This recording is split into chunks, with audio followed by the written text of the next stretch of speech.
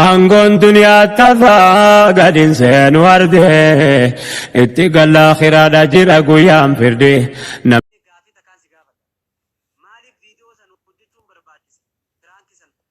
Amma farratti okay piraanki ati nama yuutuubara maaliif hojjetta siin jechuun dandeenya. Obboleettii teetii wajjin maaliif hojjette namni biraa dhabameeti. Nama biraati wajjin hojjechuun hin danda'amu. Piraanki obboleettii teetii wajjin hojjette san. Eegoo hojjette yoo obboleettii yaa wajjin hojjedhe jettee hawaasatti himuun san maaliif barbaachise? Mee maali yaaddeeti maali itti feeteeti haa piraanki san obboleettii teetii wajjin hojjette? Mee kanatti nuu baasi. Ishee godha obboleeyyan kiyya. Okay, bareeda. Gaaffii bareedduudha. Mee namoonni illee haaseenu hangasuu nama 600 fi wayii jira. Namoonni haaseenu hangasuu mee hanga salaamtallee irra qaree hangasuu mee namni haaseenu dura gaaffitti deebi'u dura. Ishee godha obboleeyyan kiyya waliin. Inni ergitee gubbaa murtee guutuu jaamsan. Abdulakim ittiin erga Abdeekim murtii guutootti Abdeekim Ahmad murtii guutootti ergi. Murtii guutoo ishee godhime Abdeekim murtii guutoo hojii warroonni murtii guutoo mucaa Harargeedhaa murtii guutoo isa wajjin feesbuuka qabdan irra ishee godha. Jazaakumullah. Galatoomaadhaa irra ishee godha. Haaseen. Irra ishee godha.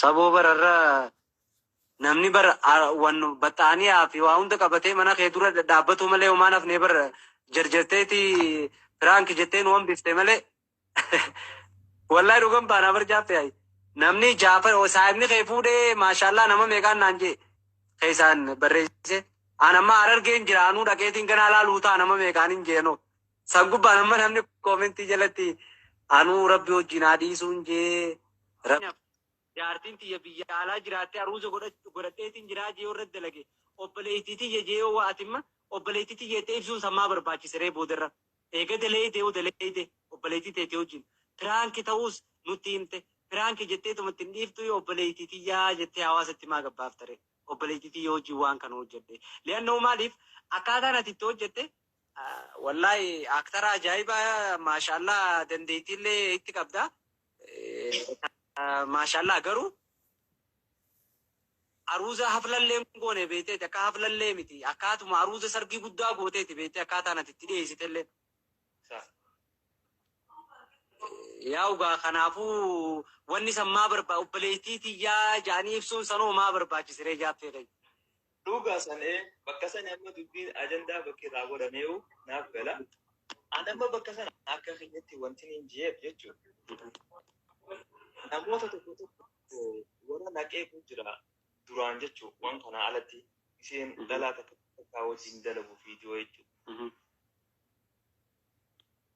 Dhalaa jina biyyaa wajjin viidiyoo hojjetaa takka hojjetaati dhalaa akkan ni jira ni beektaa mire kunni waan hin taane sirrii miti dhorkaadhaa akka shari'aattis dhugaadha akkasuma. Waan kanarraa walaba ta'uudhaaf isii filadhee ergaan isii filadhee hojjedhes maqaa isii ta'uu wanti na barbaachise akka uummanni daawwatu kun namni ilaalu kun akka nama biraatti nu hubanne obboleettii isaatii taakana harkarraa kaayyatee hojjee keetuun obboleettii isaatii akkasitti haa hubatu malee ajinabiyyaa hojjee kana lallaaqatee hojjetee akkasinarraa hin hubatiniifin niin tolchaaf jechuudha. Garuu ammoo tollee fayyaa. Namtu seenaa gosteebi.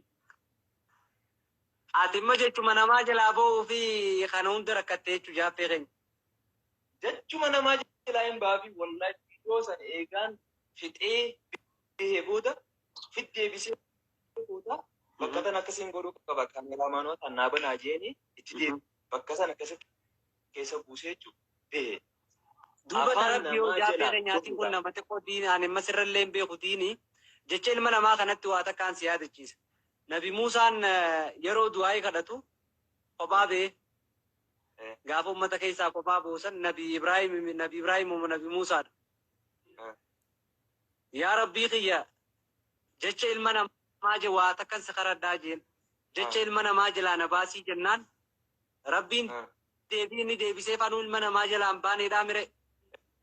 Duba obboleessa kiyya kana hundi osoo beektu jechi ilmi namaa waan akkasii hin godhu mi'arra waa ta'e waa daleedde namni waan akkasii godhe eenyu waasi godhamu walumaa raafachuu taate malee ilmi namaa yoo waa si godhee si arrabsa haa ta'u garuu rabbiin kee ilma namaa kana caalaa sitti dallana gaafa maanuu isaatu ite nama akka feete yoo arrabsite nama akka feete yoo muufachiifte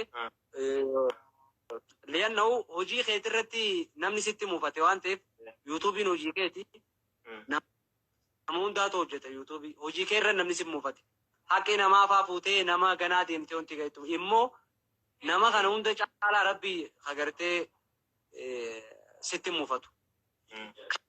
Rabbii keetii sanuu maal yaadde rabbii dhiiroo wanni kun daangaa yookaan akka rabbiitti rabbiin karabbii honi cabsaa'ee jettee yaadne akkuma ilma namaa kana keessan dhufne rabbii yoo. Gaafiin kee bareeda. Akkuma namni jechaa ture beektaa. Aangoon duniyaa tafaa gadiin seenu arde itti galla khiraadha jira guyyaan firde.